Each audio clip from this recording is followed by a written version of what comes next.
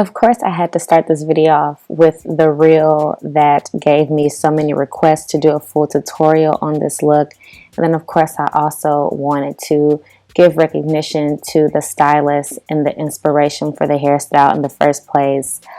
I saw this style months and months and months ago, and I saved it on Instagram because I knew I was going to try to recreate the look. So I just wanted to give this stylist props because she did that and she inspired me. So I'm going to show you two different techniques that you can do to achieve this style. And for each technique, I used a different type of hair. And that's just to show versatility and blendability based off of what type of hair you use. I also am going to be going into my Eco Styler Gel, the black castor oil and flaxseed, and then I'm going to use this Shine and Jam Magic Fingers for braiding. So the first part of this tutorial, I'm just going to speed right through it because it's just the parting and the anchor braids of the style. And this part of the tutorial is pretty self-explanatory. You basically just want to get your parts and your pieces as neat and as even as possible. And of course, if you're doing this on yourself, which most likely you will be, you're not going to do it perfect. So just don't stress about it. Just do your best. And then the other thing that I want to point out is when you are doing your anchor braids down the middle, you want to be very aware of how tight you're doing the braids, because if you're going to be going in with that crochet needle, if your braids are super tight, it can be very difficult to pull that crochet needle through. So just keep that in mind. So you're going to have your two neat braids on the side and your anchor braids going down the middle. This is going to be the foundation of the style. And then you're just going to braid the ends of the braids in the back all the way down to the end. And then once you get it braided all the way down to end, you're going to kind of tuck it inside itself in the back like so. So now we're going to get into the two different techniques that you can do. So I did a feed-in method and I did a crochet method. For the feed-in method, which is going to give you a more sleek look, I used the Bobbi Boss Hair Body Wave. For the crochet method, which is going to give you a more natural, more blendable look, I used the Mayde Africana. So just keep these in mind when I show you the techniques side by side. So both techniques are going to start exactly the same. You're going to begin by feeding through a piece of hair with the crochet needle. If you are going to be doing the feed-in method, as you see on the left, you are going to start a braid with that piece of hair that you crocheted in, and then you're going to begin to feed in hair to make that braid bigger. If you are doing the crochet method that you see on the right, you are going to continue to crochet pieces of hair onto your anchor braid until you get about midway to your anchor braid. So with the Bobbi Boss hair that you see on the left, I used 1.5 bundles per braid for this technique.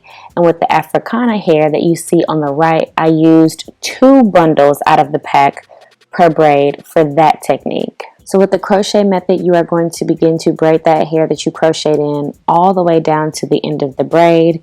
And you are going to do the same exact thing if you did the feed-in method as well. Now we're going to pull out the needle and thread. For the feed-in method, you are going to begin to sew down your braid onto your anchor braid. If you are doing the crochet method, at this point, the only thing you need to be doing is fluffing your braids out. Then once you finish fluffing, you are going to sew the remainder of your braid onto your anchor braid. So at this point, we should all be on the same page. If you did the feed-in method, you should be continuing to sew. If you did the crochet method, you should be starting to sew the rest of your braid onto the anchor braid. You're going to continue to sew all the way down until you get to the end of the anchor braid, and then you're just going to knot it off and do the same thing on the other side. So I want to point out, if you're doing the crochet method, you can most definitely crochet your hair all the way down your anchor braid. I just don't like to do it that way. But like I said, it's personal preference. I feel like it's extra work, but some people may feel like the sewing is extra work. So just do what works best for you. So if you did the feed-in method, this is where you are going to start to pull apart your braid to give it that fluffy butterfly look. And the way that I do this is I just pull in opposite directions on each piece of the braid.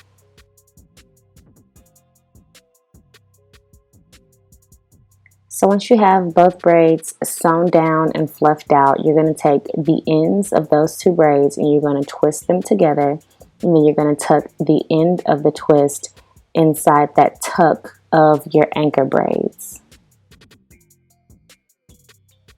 And then for the very last step, you are going to sew all of that together to make sure everything is nice and secure.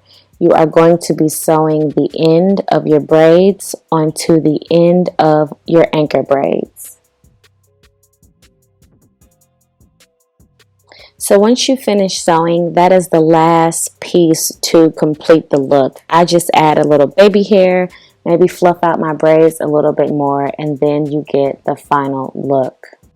So I wanted to put the final look of both techniques side by side so you can really get a good look at how using different hair and how much hair you use can play a role in the overall ending look of the style. But that is pretty much it. I really hope you guys enjoyed this tutorial and that it wasn't too confusing for you. But of course, leave your questions and comments below. And as always, thank you so much for watching.